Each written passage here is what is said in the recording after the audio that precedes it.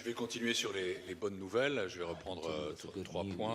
D'abord sur la Grèce. First of all, on Greece. Je veux à mon tour saluer l'accord de In principe qui a turn, été I would welcome atteint the aujourd'hui. agreement in principle which was reached today. Intervient après plusieurs mois This de agreement comes négociations after difficiles, several months of difficult negotiations. avec du travail particulièrement intense. A very intense job of work has gone on over the last week, over the last few days and even hours, on the basis of the mandate given by the February Eurogroup, which turned things round to some extent. So the conditions are now in place.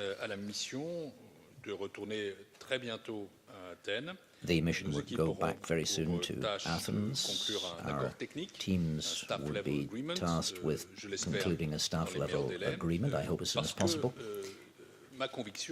because I'm quite convinced that the time is ripe to bring an end to uncertainty, which has been emburdening the Greek economy for so long, for too long, which makes it more difficult to have investment, to get unemployment down. And I think that this is well deserved after all the efforts that have been made.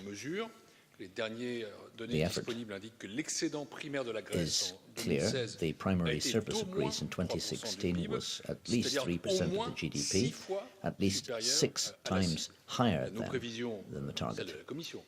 And the Commission has also indicated that Greece should reach its objective of 1.75, and we hope 3.5% next year in 2018. Now, next week, this is not a secret, discussions will be taking place on reforms up to 2020. Jeroen has given you the basic structure of this. The Commission, of course, does agree to participate in this agreement because we think it's a balanced one, and in particular, as a counterparty to the additional effort made in 2019 and 2020, there'll be 1 point and then 1 point, and the future prospect is that symmetrically Greece would introduce a good raft of support measures in support of growth and to help Greek society to get back on its feet again after this lengthy crisis. The Commission has been involved all the way through the process at my level, also at the level of Declan Costello and his team, our mission to Greece, and of course President Juncker. And I welcome the indefatigable commitment of our teams on the spot to find solutions to problems which are not at all easy to solve. And we will be relying on them once again over the next few weeks because the work is not yet done. And we think that we need to put the final touches to a definitive agreement. On Cyprus, on last week's post-program surveillance mission to Cyprus, the economic situation remains positive. Growth picked up last year and is expected to remain strong in 2017. Unemployment is still high, but the situation is improving. On the fiscal front, while the headline numbers are good, we have expressed still some concern already last autumn at the worsening structural balance. Cyprus still needs to pursue prudent fiscal policies, and the current bright economic climate should make that easier to do. We will, of course, be looking carefully at the upcoming stability programme in this light. On the financial sector front, there are encouraging signs regarding the reduction in non-performing loans, but more sustained effort are needed on this front, as this is one of the key challenges still facing the Cypriot economy. There is also scope to renew the structural reform momentum in order to lift Cyprus's growth rate in the longer term.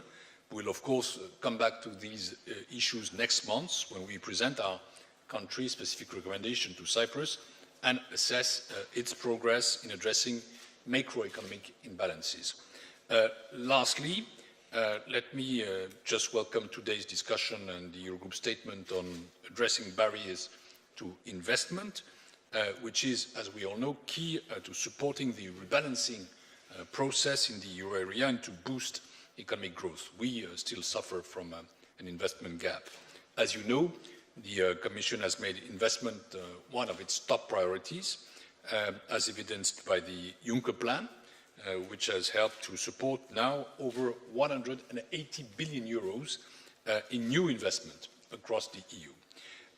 And of course, we know that what the target is, 315 by mid-18, and then 500 until 500,000 billion euros in new investment till 2020. While investment has begun to pick up, overall it remains well below pre-crisis levels. There are, of course, multiple reasons for this, and clearly the situation varies significantly from country to country. The principles set out in the statement provide a guidance for reform efforts while leaving space for member states to address their specific challenges. The Commission firmly believes that efforts are needed on the supply, the demand, and also the financing side. On the supply side, investment can be supported by reforms to improve the business environment and the quality of public administration, to address sector-specific bottlenecks, and to improve the functioning of the labour markets. On the demand side, there is a need for member states' fiscal policies to strike an appropriate balance between ensuring sustainability and supporting investment to strengthen the recovery, in full respect, of course, of the Stability and Growth Pact.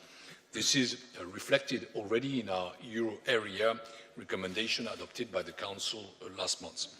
Lastly, on the financial side, I want to stress the key role that the Capital Markets Union will play in diversifying sources of finance for businesses and infrastructure projects, creating more investment opportunities for retail and institutional investors, and fostering cross-country investment. In conclusion, the Commission stands ready to assess developments in investment at the euro area and also at national level in the framework of the European semester, with the next rendezvous being next month when we present the 2017 country-specific recommendation. So that's good news, yes.